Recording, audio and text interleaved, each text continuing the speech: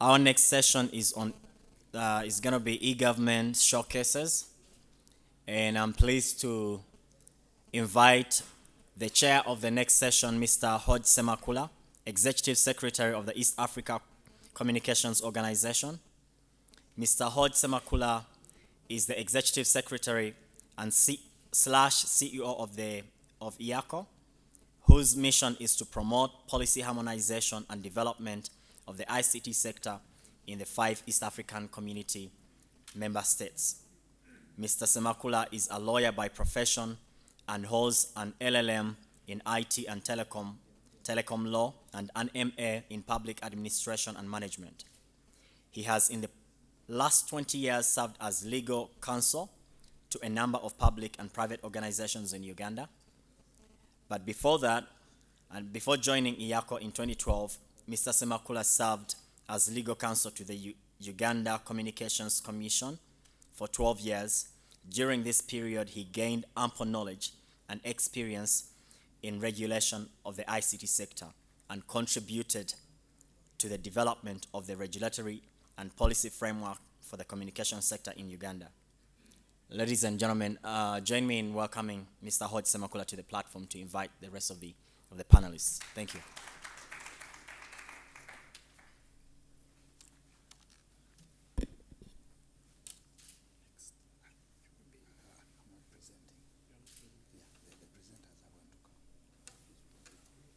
Thank you, Master of Ceremony, for the introduction.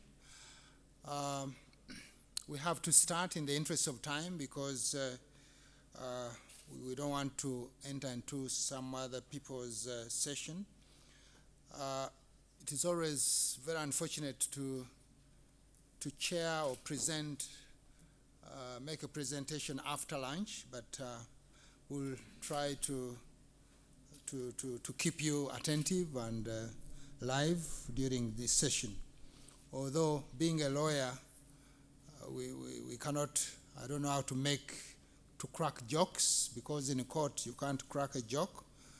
A joke can be taken as contempt of court. So if I don't crack jokes, know that it is not part of my training.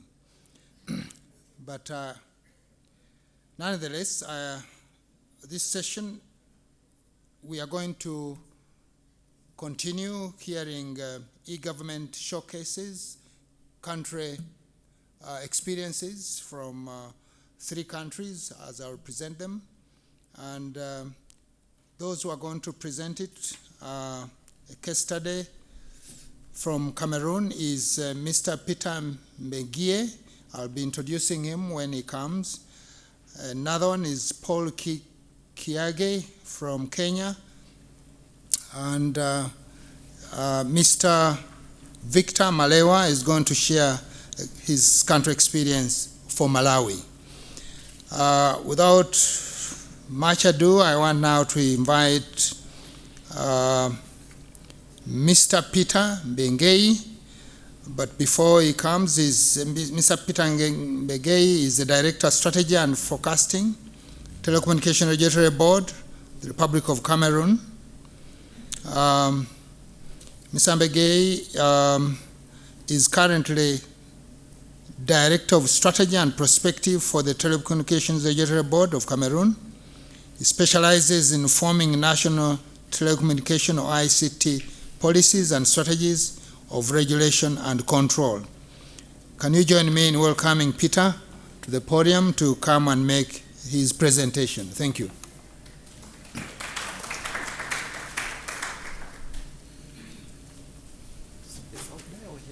Yeah, thank you.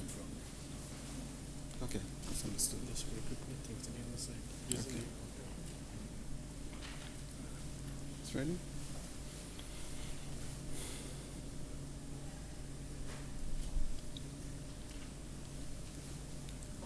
Thank you. Colleagues, it's a pleasure for me to tell you something about Cameroon. So I will basically tell you something about the legal framework on which mobile transactions are being handled in Cameroon. I'll say a few words on electronic or mobile government services that are now available in my country. I will also say a few things in what we intend to do in the days ahead, and then I will say a few things about the challenges we are facing, which are common to all, to most countries. Concerning the legal framework, this is just about the list of laws that were deliberated in Parliament and enacted into law by the President of the Republic in 2010 and 2011. Let me say that all of these laws are available at our website. If you're interested in getting the details, you can just download it from the website right away.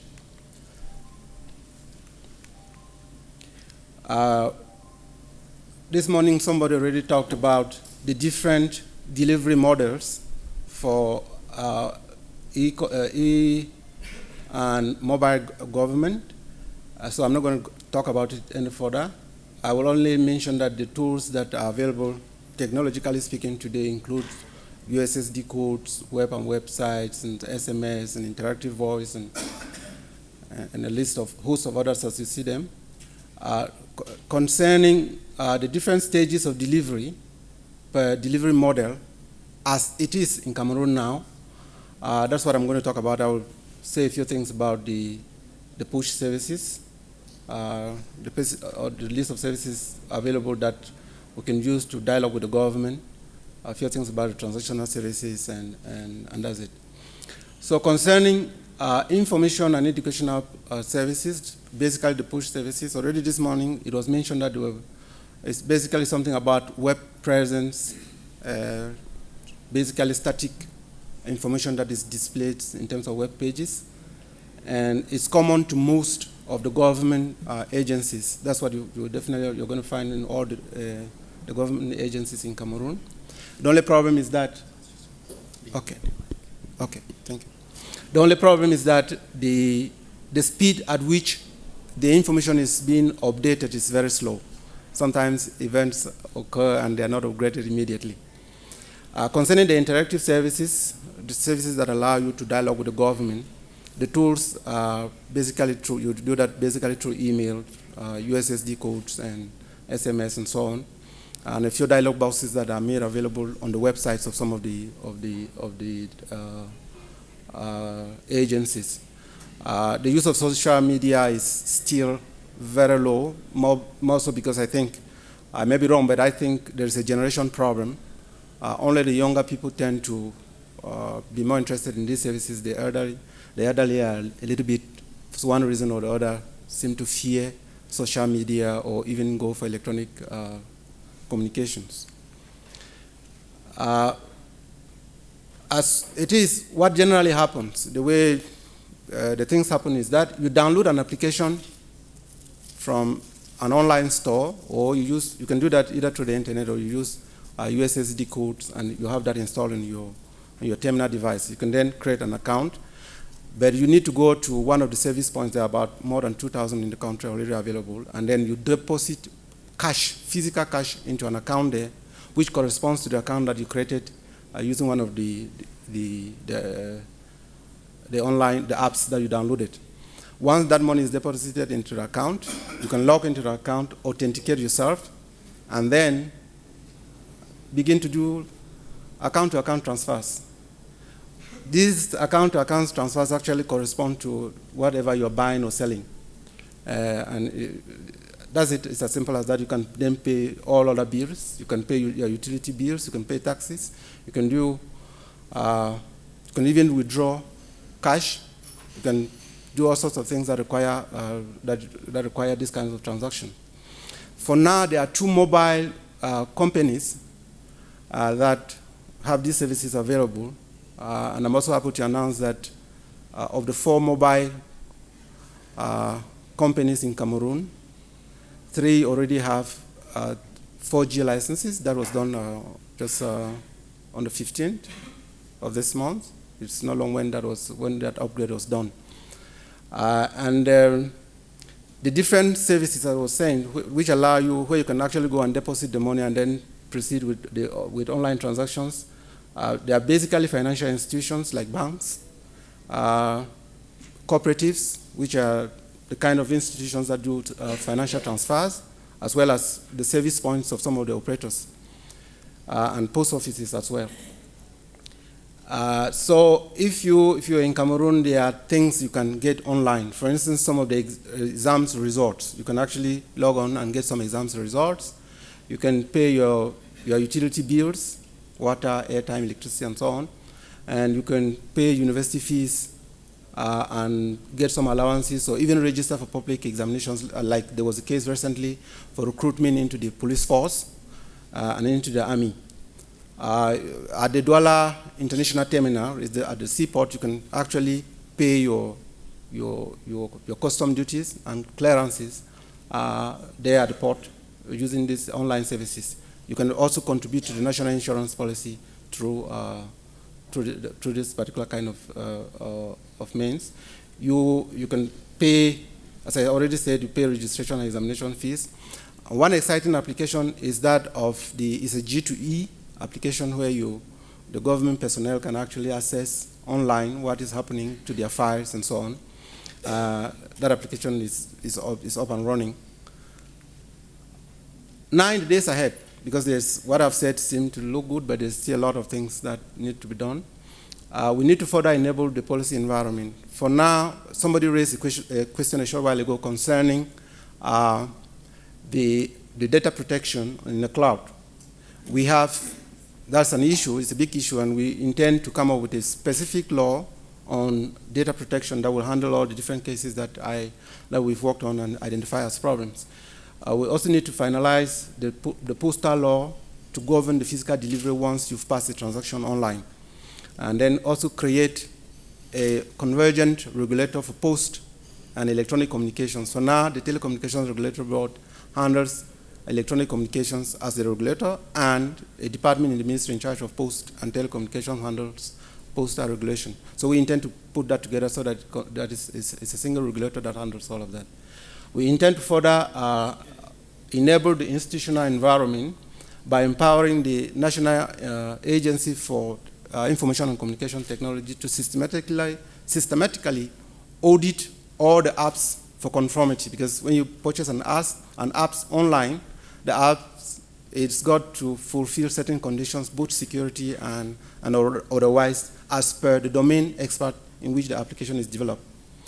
We also need to, as I mentioned a short while ago, to empower the postal operator in order, we've got a couple of postal operators in the country, to empower them in a way as to give them the power to be capable of delivering online, to physical delivery of purchase orders that were placed online. We have more than 6,000 kilometers of optical fibers that have been overlaid, rolled out by the incumbent operator that are still heavily underutilized, and we intend to get that operational, as well as put into use the government cloud. There is a dedicated government cloud that is being built, but we've not yet commissioned it. We intend to do that in the days ahead. A short while ago, somebody mentioned something concerning power, energy and electricity, and we have this similar problem. We have 3 generating stations that are under construction that I think should be able to solve the problem within a year. So we intend to put all of that into operations as well in order to resolve the problem of power, and then proceed to encourage people to use the available clouds, and also look for ways and means to reduce costs in order to take advantage of ubiquitous usage. Now the security and the kind of challenges that we have are exactly the kind of challenges you expect to find in an interconnected environment.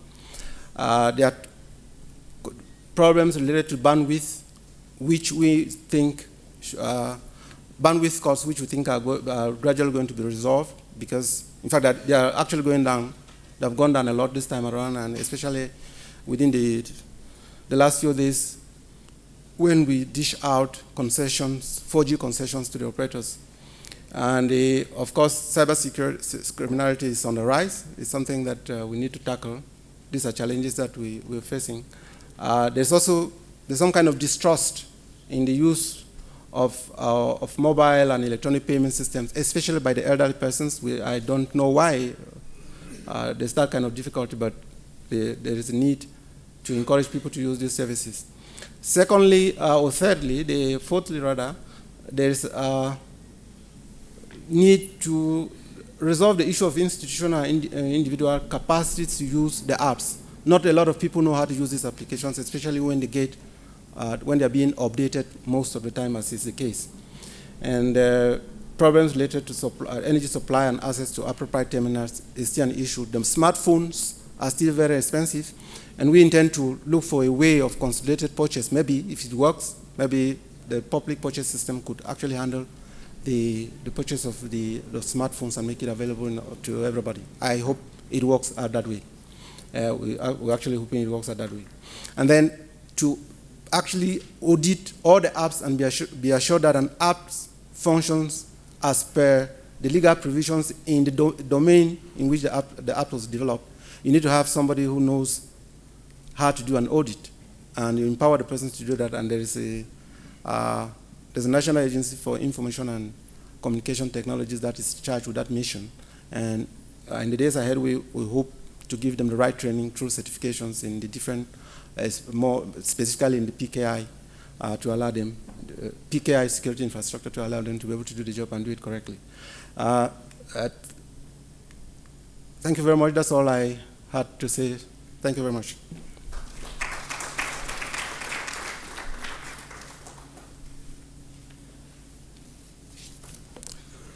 Yeah, thank you, Peter, for sharing with us that experience in Cameroon.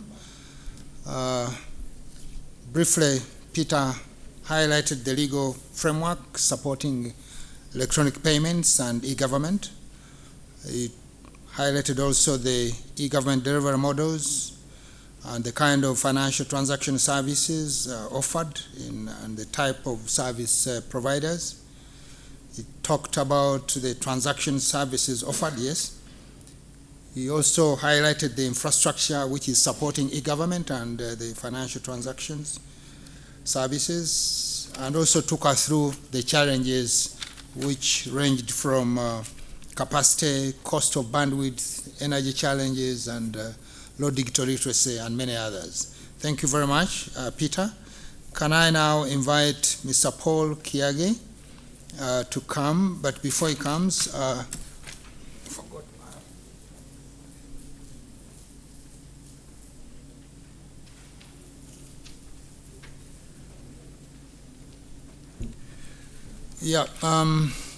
Paul Kiage works with the Communication Authority of Kenya, which is the regulator of the ICT in Kenya.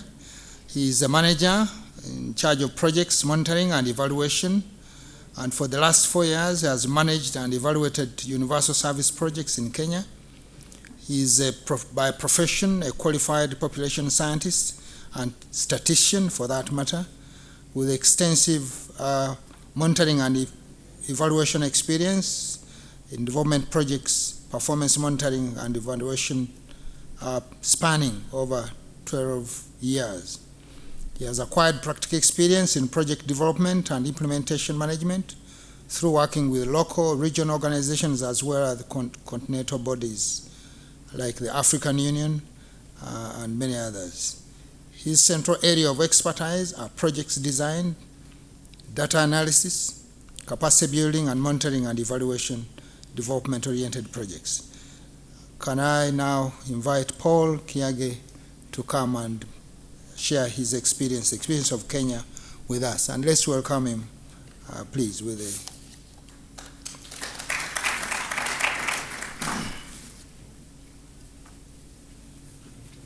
this thing, I don't know how to use it.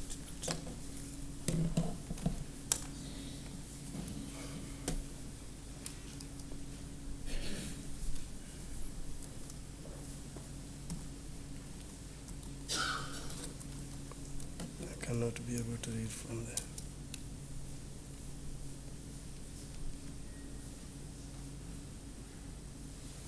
Okay, be using your left. But this is the next.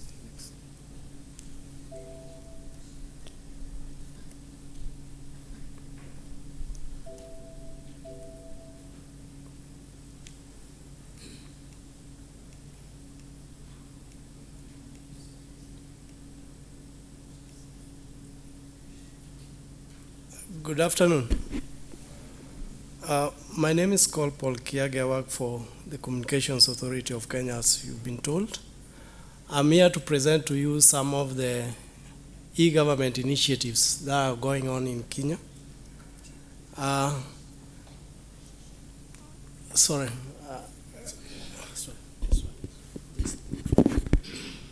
Okay.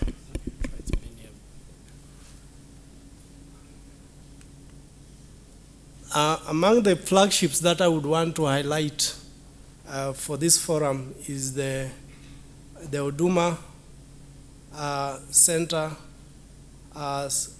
projects. These are government-led programs which seeks to transform public service delivery by providing citizens to access various services within one-stop shop located within the government-run postal services. Currently, we have 622 postal outlets, but the initiative has already been launched in 46, so we still have a long way to go. I'm sorry.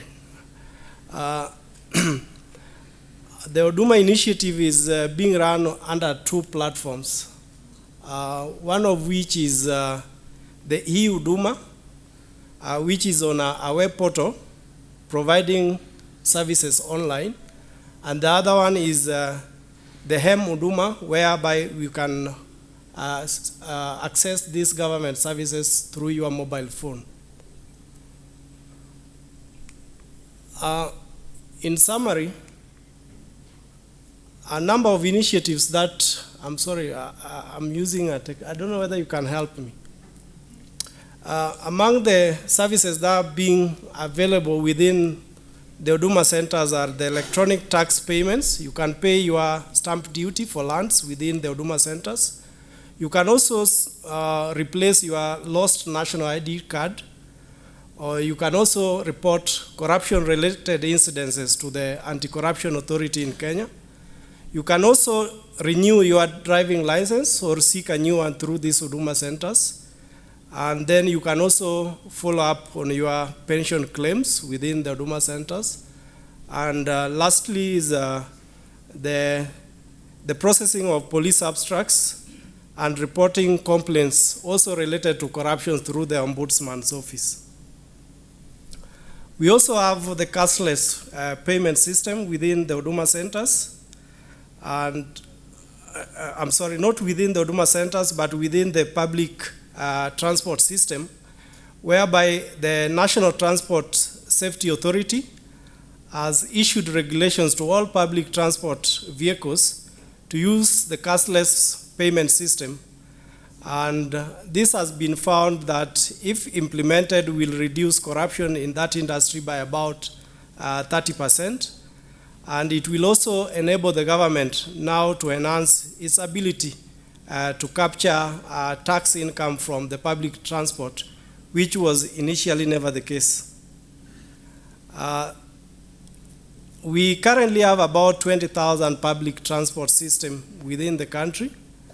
And with the motorists now not expected to carry cash with them, this system will reduce corruption on the road and also enable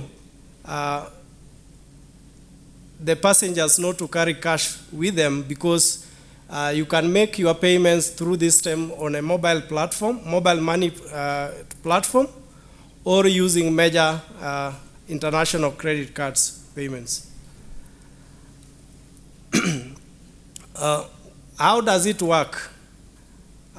Through this cashless payment system, one is able to get a receipt, a printed receipt, which is generated automatically, and it has details of the vehicle registration number.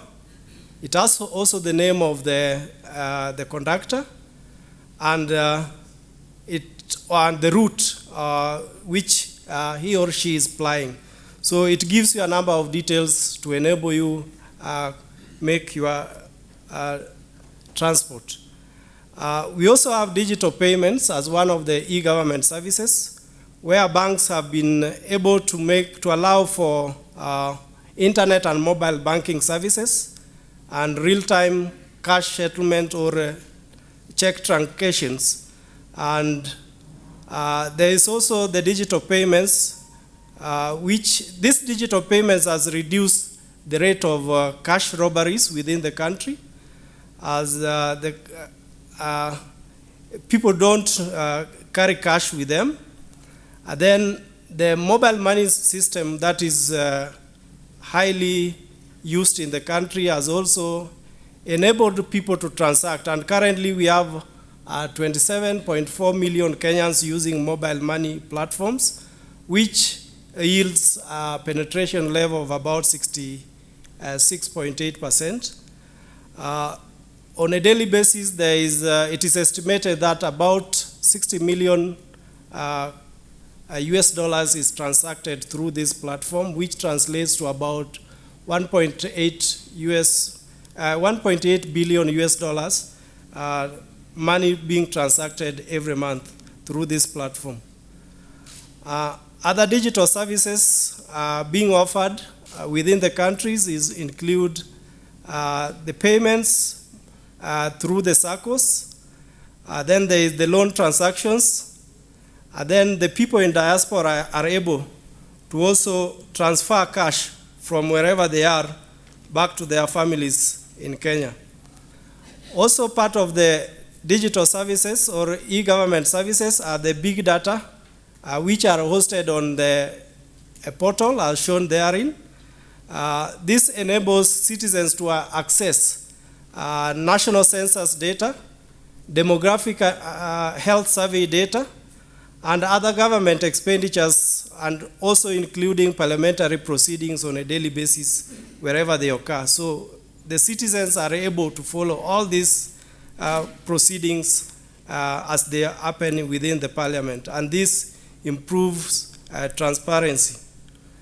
Other big data has been used to mark the watering points, particularly within the arid areas, for purposes of assisting those communities to sustain these watering points.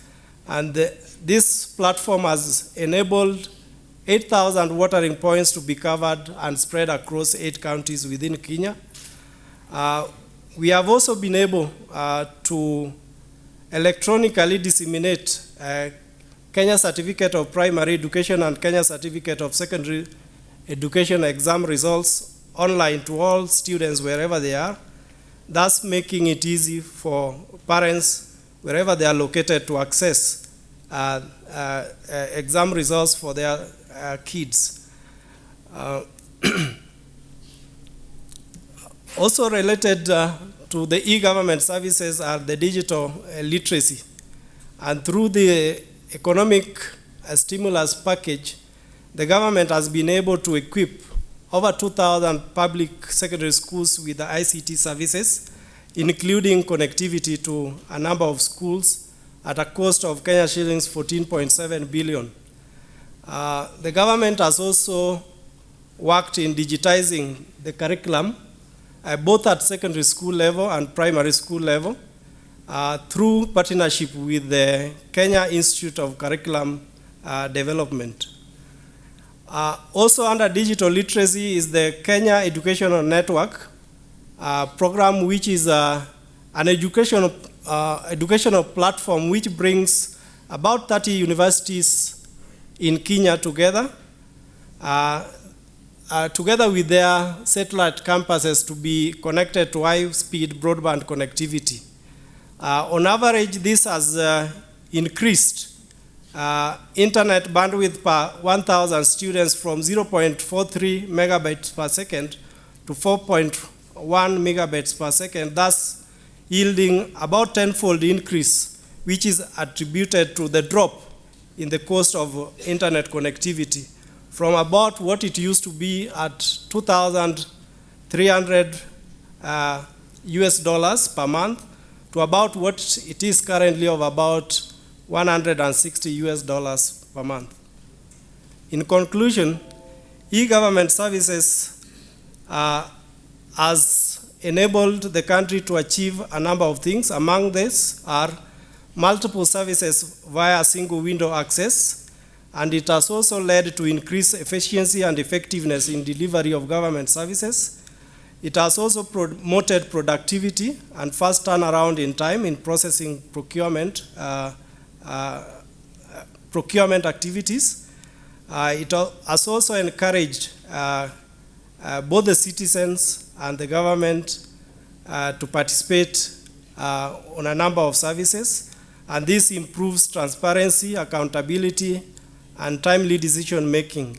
In essence, this has led to a number of cost savings, both to the government, the suppliers, and the citizens. Thank you.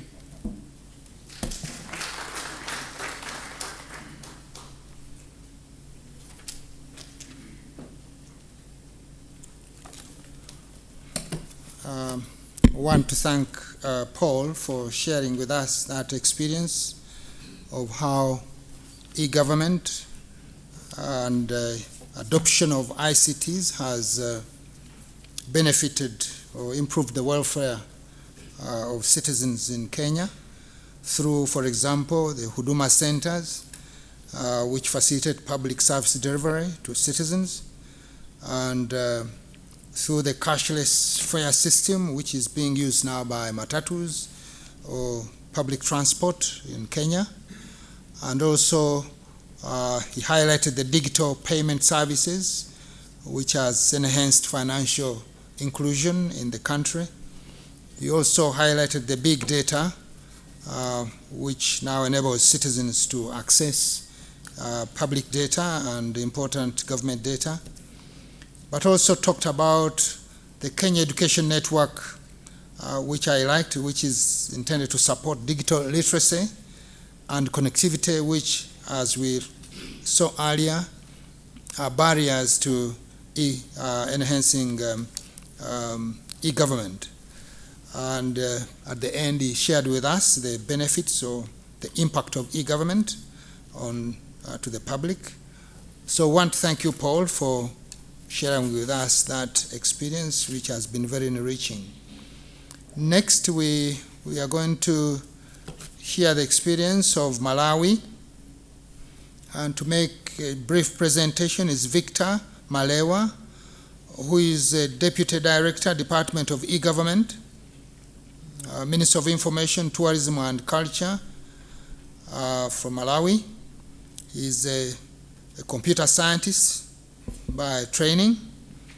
He has been involved in running ICT reforms in Malawi relating to e-government.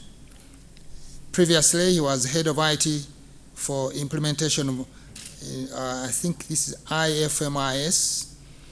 And I think let's welcome Victor to the podium. Thank you very much.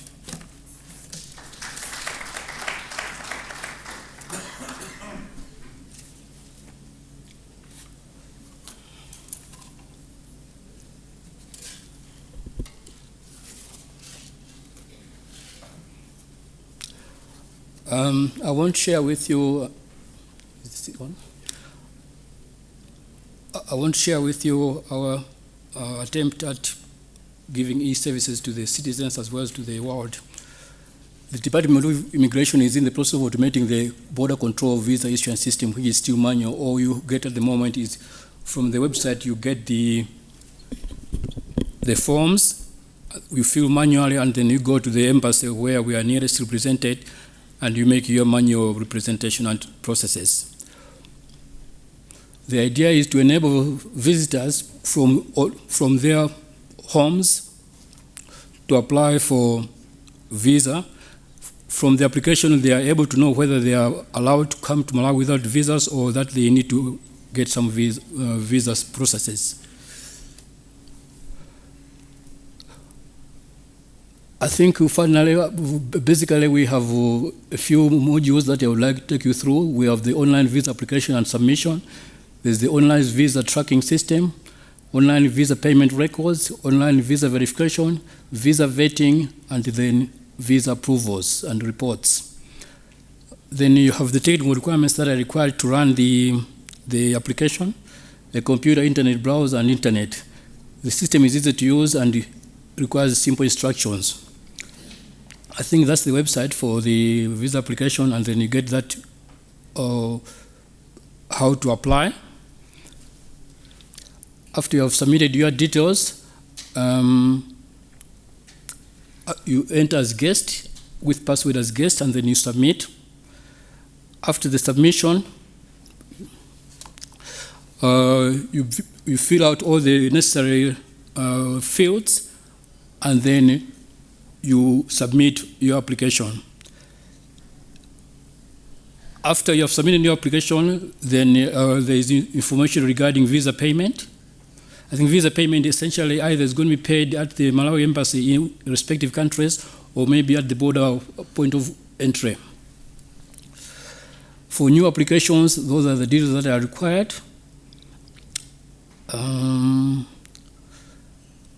The message, once you have submitted, you receive your ID, which will enable you onwards to track down your application.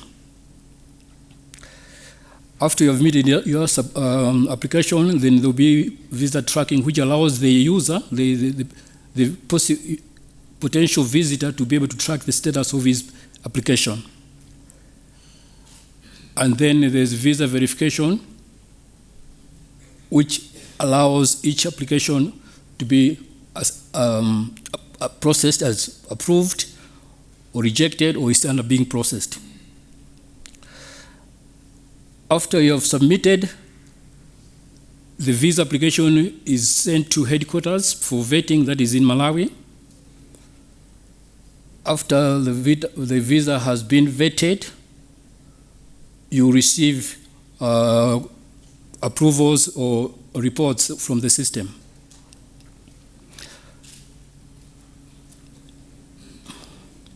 If the decision is pending or rejected, then the authorizing officer has got reason to reject and then provide feedback to the applicant. For payment records, if you have at the point of entry, the system is able to check who has paid or that they will require to be paying at the point of entry. And then you have visa reports, that is for internal use, which allows the users either at the control point to enable them know that this particular visa has been approved or not before allowing entry into the country. But it's essentially, the system is designed such that the person should know from their country of origin whether they need to travel or not. That is, when their visa application has been rejected, they don't need to travel at all. Or if it's been processed and approved, then they are able to go to the country and then meet all necessary formalities.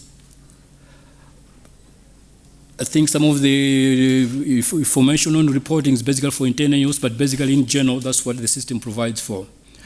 The idea is to allow for fast processing of visas, as well as to allow possible tourists not to travel or spend time traveling from one place to another trying to get the visa processed. It should be done from inside the confines of their homes. I think basically that's what I would like to present.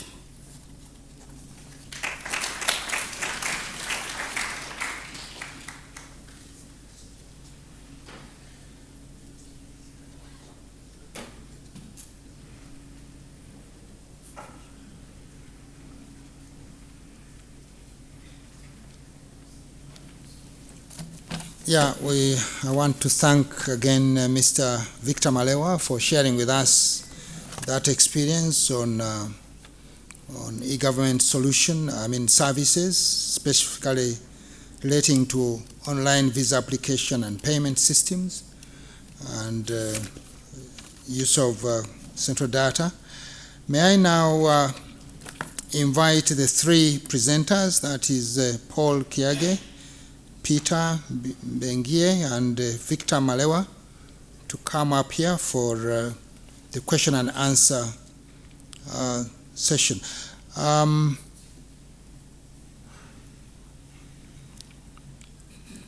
However, there was a proposal also, if you look at the program, maybe before you come, that since we have just had lunch and time is not on our side, we could straight away hear the next presentation and go for the afternoon refreshments just at the end of that presentation. Is that okay with you? Instead of breaking and then coming back, once we take on that opening up government data for transparent and proficient government by Morangwa, we'll cover that one, do the question and answer session, and then go for break and we'll break for. Is that okay? Yeah, that's perfect. Okay.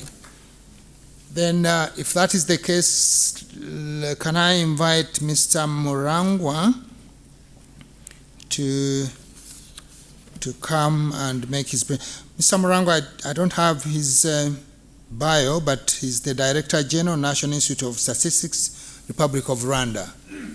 Let's welcome Joseph to make his presentation. Thank you. About 10 minutes. All right. I've got the clicker. It doesn't operate this far out, so if you just nod at me when you want to push it forward, and I'll work it for you. Okay? And what sign will I give you? Just nod.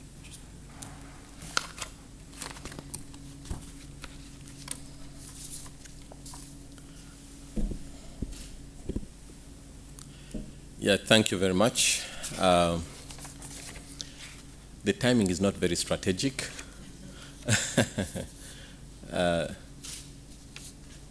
Is this, yes. No, please. Can you go back at the beginning? Oh, sorry, I hadn't realised that. Yeah. Okay. At the beginning? Is that No, not yet. Yes.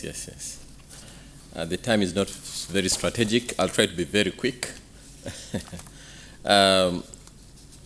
Next slide, please. The purpose of this presentation is to share with you what Rwanda is doing in terms of open data.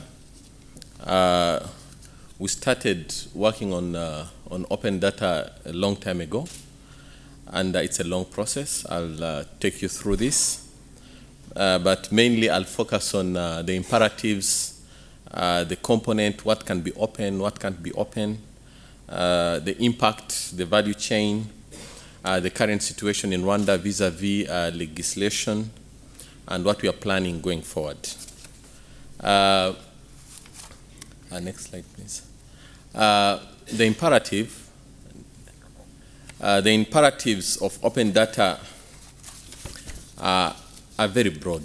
It's not very easy to list them all, but of course, since the morning, many speakers talked about transparency and accountability, and also improving government performance. And in this case, when you're talking about government performance, we are not only looking at the core of government, but there has to be interconnectedness with the broader system, the private sector, civil society, academia, and so on and so forth. As government, no, go backwards. Go back. Yes, it's still there. As government improves the way it works, the effects are felt in the private sector. The effects are felt in research and academia. And there's a lot of potential in data that when it's opened, a lot of socio-economic and so many other things can flourish. Next slide. Again. So in terms of what we can open and what we mean by open data, first of all, as you can see, data has to be complete. Data has to be primary, the originality of data, of course, after fixing things like identity and confidentiality and other things. It has to be timely. It has to be accessible. That's why with the current information age, it's easy to make data accessible. It has to be machine processable. When you're talking about open data, we are not talking about reports in PDF online. We are talking about data that can be reprocessed by machines. It should not be discriminatory. It should not have copyrights, licenses, and everything. It should be free, machine readable, and easy to use. Now, surprisingly, most of government data, in fact, can be open data. Most, of course not all, but most of government data can be open data. And from our experience working with government, and even working with ourselves trying to be open, because we're also government and we have a lot of data, we try to be open. The main hindrance of opening data, in fact, is not classification. Many people think that governments want to classify information. In fact, the major hindrance that we see in opening up data is capacity to make sure that data is packaged in all of those things that I've said. Completeness, primariness, timeliness. It requires a lot of work. It requires a lot of knowledge. It requires a lot of capacity to be able to filter what is potentially open without any risks and what should be kept classified. And by classification, we all know that you don't want to see your private information out in public. You don't want to see your business age information outside there, because it would create unfair competition. So that information, most of that information, government has.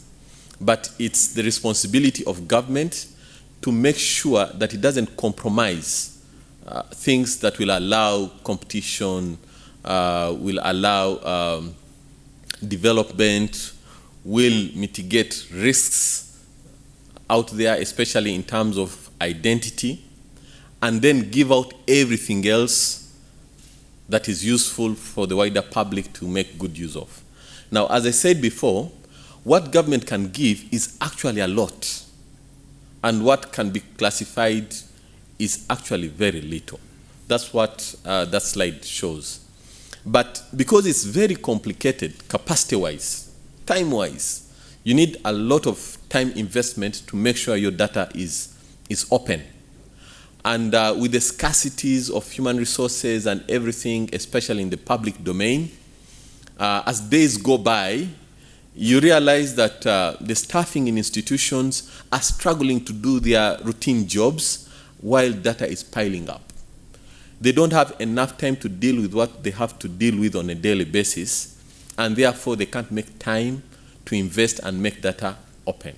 So from our experience, it's mainly a capacity issue.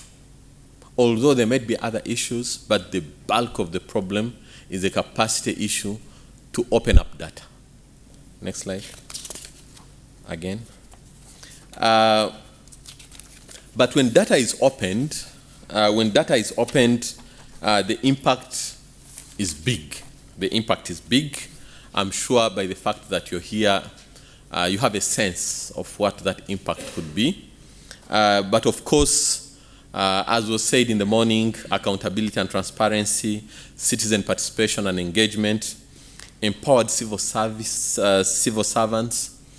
Many people talk about empowering citizens, and they forget that it's very important to empower civil servants.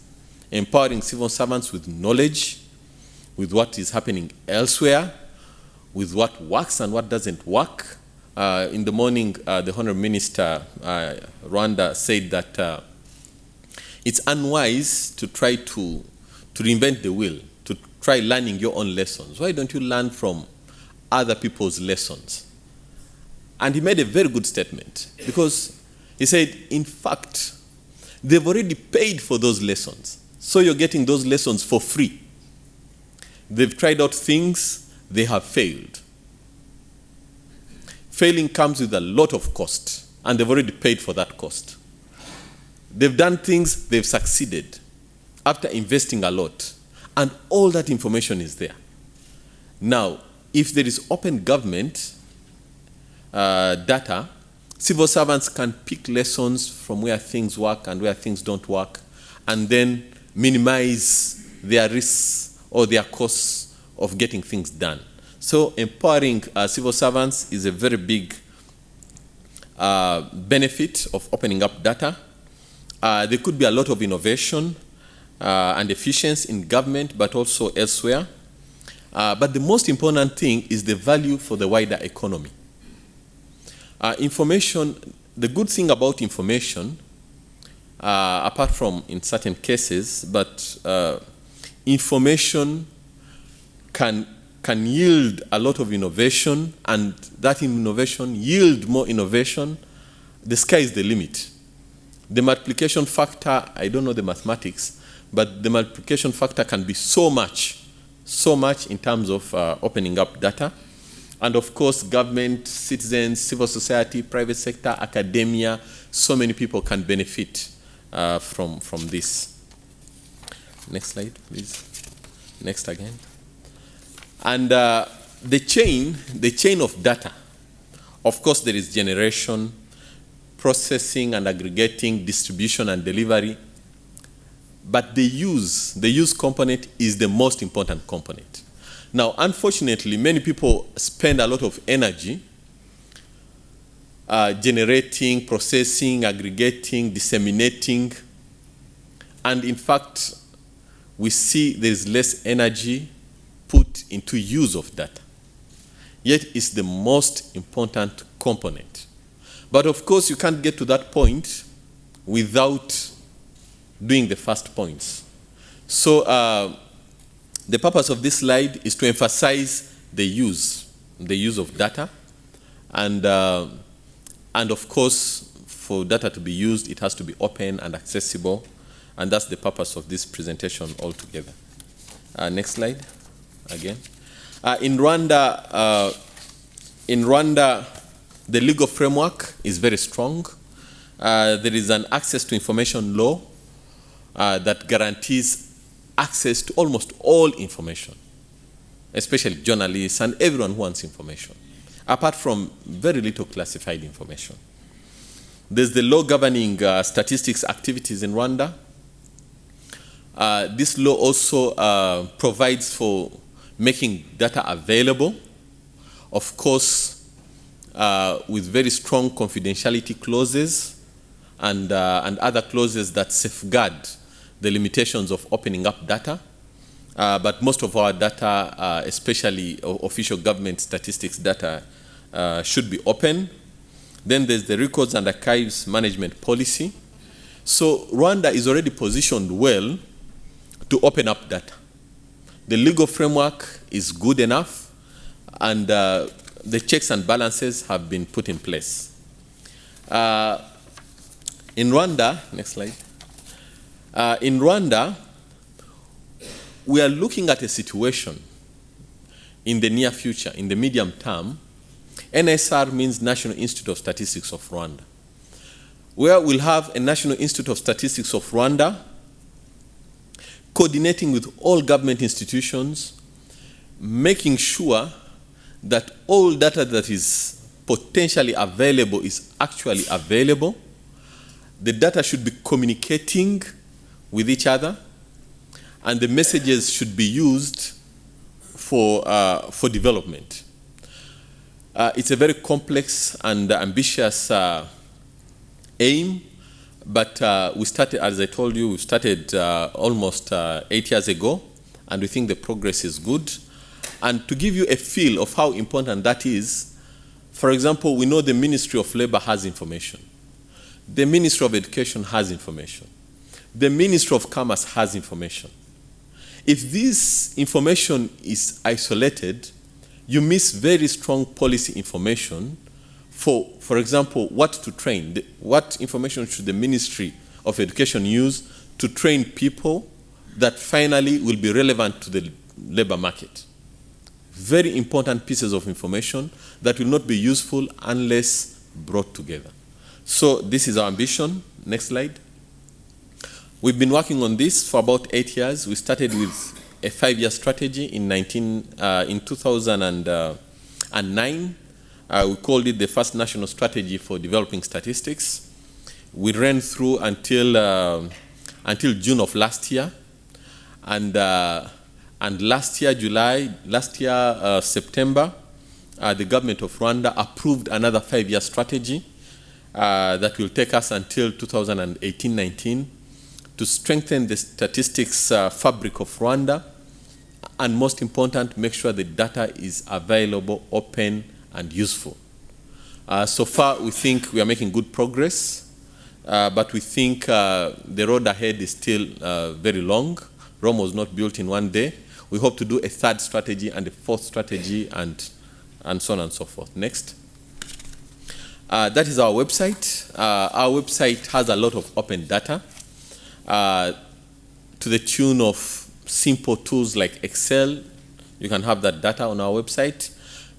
More complex microdata that many researchers would want to use, like from surveys. Most of you who have time, please visit our website. At the bottom, you'll get the tools that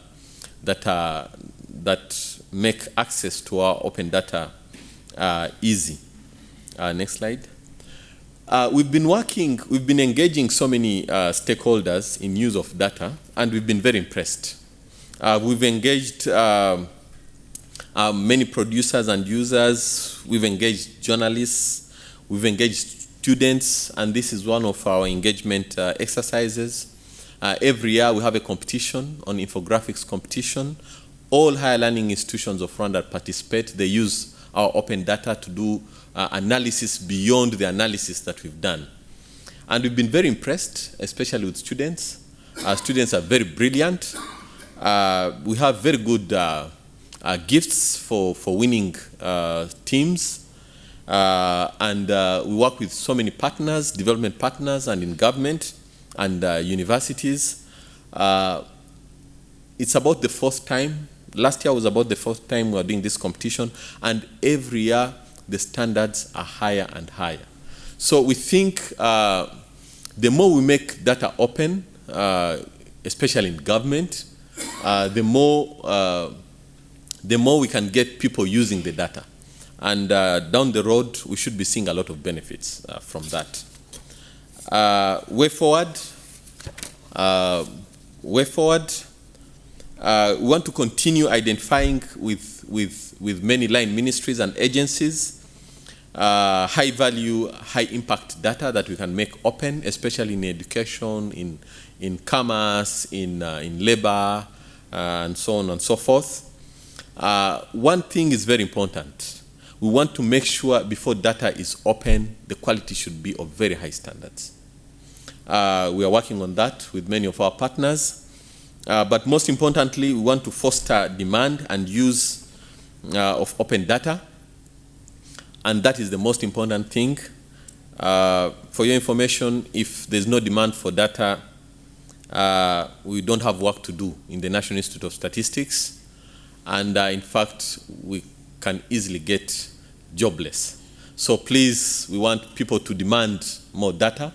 We are trying to make sure people are aware that there's a lot of data in the National Institute of Statistics and the wider national statistics system.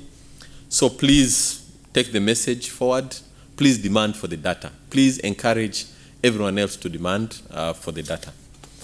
Without delay, I promised you I'll make it very short. Thank you very much.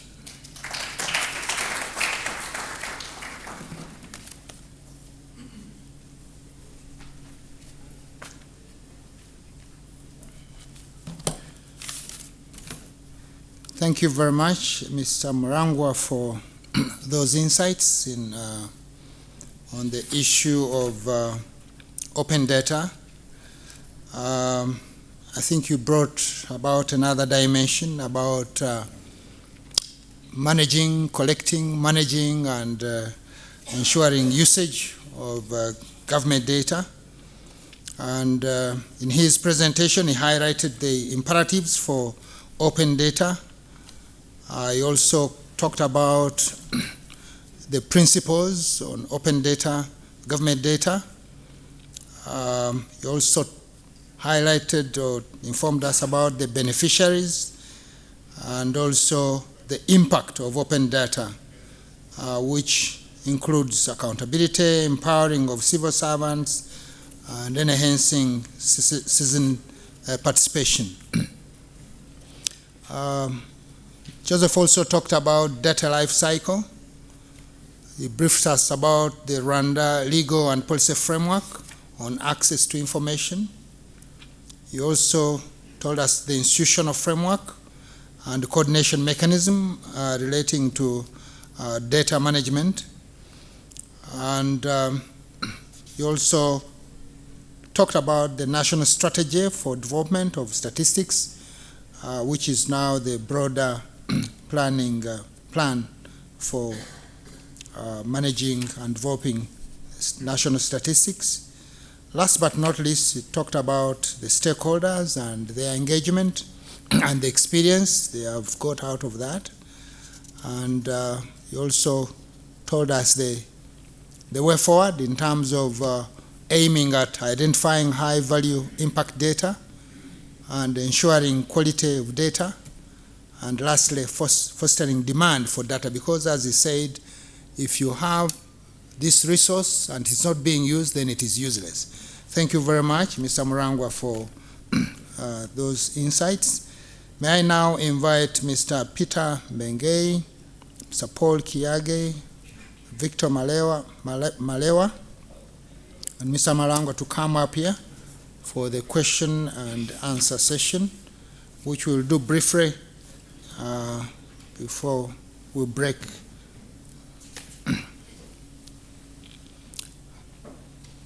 Somebody was helping us with the microphone, move around. So if you have a question, I think let's limit to two questions to each of these presenters, but you can make a general question or comment. But in the interest of time, be brief so that we can work within time. So put up your hands, then somebody will. Yes.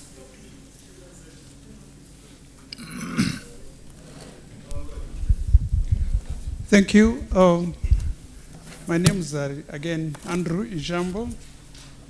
And I'd like to ask my question, Mr. Paul Kiagi. Now, I wish to ask him, because I think it's maybe about a decade back that the strategy that resulted into the Huduma started to produce results. If you are serving about 46 of the 622 postal locations, and you are receiving some good results, what is preventing you from of course, doing the rest? But I would, of course, like to ask you maybe the more principal question, because at that time when you were having that policy, we were not as advanced as we are now. Maybe you were doing some VPN system that tended to be more complex, and now they may not be needed for providing good services to your citizens. I just wanted you to tell us whether how you are progressing, because I think everybody is trying to tend to your system. Thank you. And next, I think Paul, you will respond to that one later. Can we have? Yes.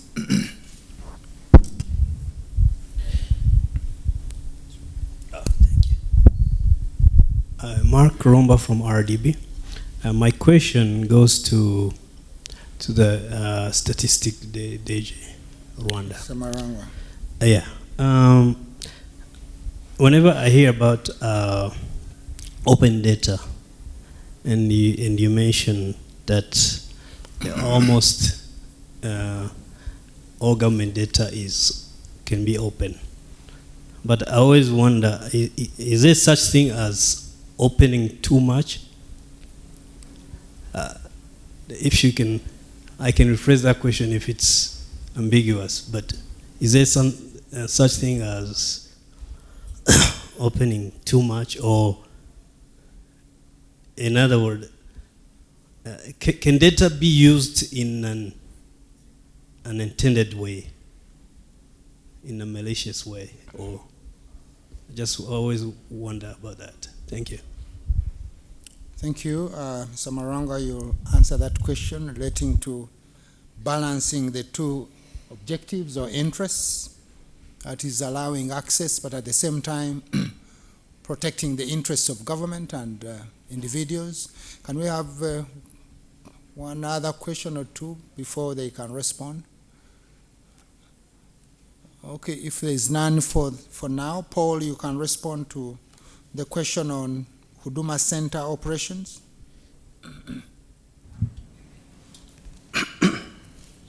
Good afternoon once again. If I got him right, he wanted to know why we have not covered all the 622 postal outlets in the country. Maybe just to inform him, this is an initiative of the government which was launched late last year, but the target is to reach all the 622 postal outlets in the country. Already 46 have been covered, but the target is to reach all because of the high demand of these services across the country. Not that it is not working, but it's good to roll out in phases rather than do them at the same time. So the intention of the government is to reach all the 622 outlets. Thank you. Ms. Samarangwa.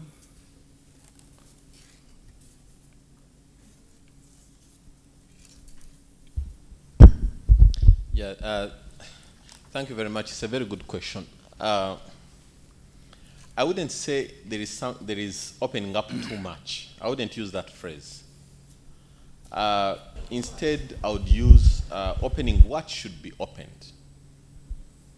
So we need to have capacity to know that this is what should be opened and this is what should not be opened. I gave examples.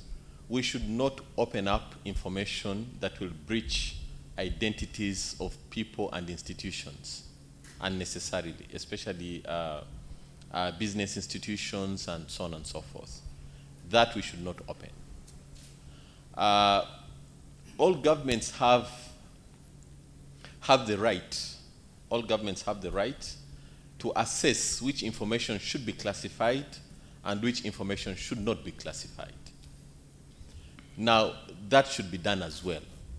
That should be done as well to make sure that that we don't breach what we shouldn't bring out.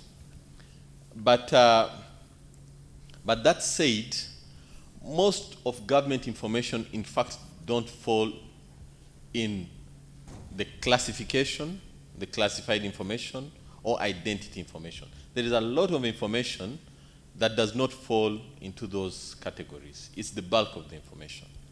And that can be very useful for the public. Now, for people who use information maliciously, from experience, people who are malicious can use anything to be malicious. So we shouldn't fear malicious people to not open up what we should open. Whatever statement we will say, someone who is malicious will twist it up, change the context, and become malicious. So we shouldn't be afraid of malicious people. We should just be professional and make sure we put out things that we've done properly and professionally. Thank you very much. Thank you very much. Any other intervention from? Yes. ITU. Where is somebody here? Raise up your hand. He's not seeing you. No, I'm not. It is.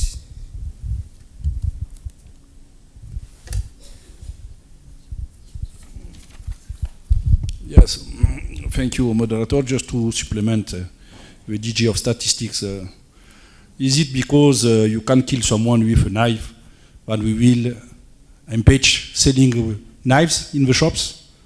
So I think it's always the same question.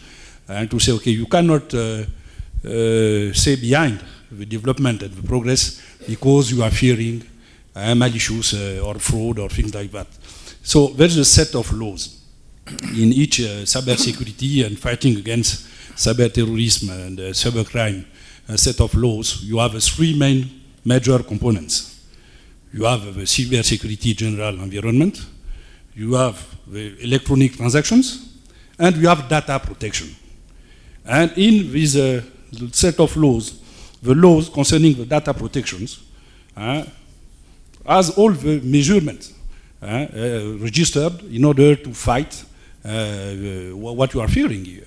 And of course, yes, you should make your work, but the cybersecurity set of laws should be implemented, and we should pay attention to the capacity building and improving the skills to the judiciary people. Because this is the problem we had during the implementation. Even if the law is there, but the additional text to make this law applicable are not there. In terms of penal sanctions and things like that, you need to go further in order for them to be aware that, okay, they can be punished. They can be sent into jail if they were to commit some fraud on the open data concerning all the information available within the statistics. Thank you.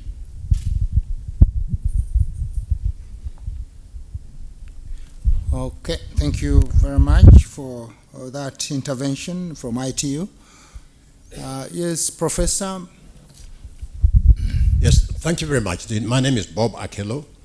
I have a comment, first of all, commendation to Joseph. Without statistics, we cannot plan. And I'm happy that you've shown that there is a handshake between the ministries relating to whatever is going on where. If you talk about education, if you want to do manpower planning, you require statistics. You want to lay optical cables, you need to have statistics on demography. And therefore, I think that's a very, very, very intelligent approach to planning. Having said that, this issue of private and confidential within government, in my time, we had files which are written private and confidential. How do you handle that? We used to have that during the paper initiative, during the days of the papers, and how do you handle that in the days of the e-governance? Now, for Victor, I'm happy that at least in Malawi you made an effort in speeding up the visa requisition and getting visas. But it relates to what was being said by Paul Kiage, the one-stop shop. The investors coming to Africa have been crying for a one-stop shop where you can get all the, whatever you require online. You would only address the visas. And Paul has addressed only the Huduma Center, but talk about the local arrangements. How are you handling the issue of the potential investors coming into Africa once they've applied for a visa to get all the other documents for residence and the whole other stuff? Finally, from Peter, optical fiber of 6,000 kilometers is not fully utilized, and yet the government has made a huge investment. What is your prediction? How long will it take you in Cameroon to utilize the 600 kilometer optical cable to enable broadband utilization by the rural folks, the last mile? And how do you relate that to the obsolescence of the equipment? Because you may find that by the time you are ready, the compatible equipment, which was earmarked to be hooked into the system, may have been replaced by the new series. Thank you very much. Thank you very much. Before I give you opportunity to respond, I want also to make one or two observations, then you can make closing remarks because we are just out of time. One, I just wanted to observe that one of the benefits of open government data is that it supports research and development. I wanted you to add to that. Two, e-government together with open data promotes uptake of internet and also creates local content, which is a barrier. I mean, lack of local content, as you know, is a barrier to usage of broadband services. Can you comment that, whether you agree or not? But it is something I thought needs to come out.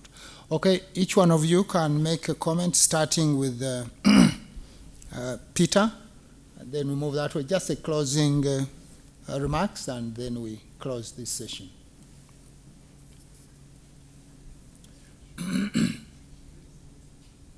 Thank you. Thank Thank you, Bob. The question you asked is an excellent question. It relates to why we've not commissioned all the above 6,000 kilometers of optical fiber cable that has been rolled out by the incumbent operator. The problem was that the incumbent operator had thought that that infrastructure could be used to generate a lot of benefit. What the regulator has been trying to do was to demonstrate to the incumbent operator that it is an essential resource. And if you understand the theory of essential resources, you can't actually expect to make profit from that kind of infrastructure. So that message has gone through, and hopefully the infrastructure will be commissioned in the very few days ahead. There is a deal which is being, which is actually at the verge of, I should say it's almost through, between the incumbent and the three other operators to have that infrastructure shared and used at appropriate prices. That is what I can say for now. Thank you very much. Thank you. Joseph Murangwa, can you make some closing remarks? Thank you very much. I will close by hinting on private and confidential information. How do we deal with it? By the way, all information is private because all the information that you get comes from people, and those people feel it's private for them. So we make sure that we don't disseminate information that can be linked to an individual. That's how we deal with the information. Then regarding confidentiality, we look at it in two perspectives. The first perspective is information that can be potential, for example, for like copyrights, information that gives an entity a competitive edge. Information that gives an entity a competitive edge. We don't disseminate that. And information, for example, that can also be classified as confidential in a security sense. That one, of course, that is obvious. That one we don't disseminate. So all in all, as I wind up, you asked a question, do we see open data fostering research and development? Definitely. Thank you very much. Thank you very much. Paul, can you also just briefly 1 or 2 sentences? Because we are out of time. Thank you. I also agree with your argument that open data encourages research and development. I would want to give you an example where the big data information is available to students, be they from the demographic and health surveys and economic surveys, so they can use this to write their thesis. We've also seen the Kenya Educational Network, which has enhanced connectivity among the universities within Kenya and increasing the bandwidth available per student from 0.4 to 4.1. And also lowering the cost of bandwidth has enabled many students to do their research online. So I totally agree with you that open data can encourage research and development. Thank you. Thank you very much. Victor, can you just in 1 or 2 sentences tell us the message for the people here?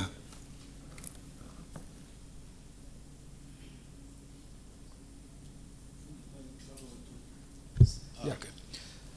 I think thanks for the question regarding the one-stop shop.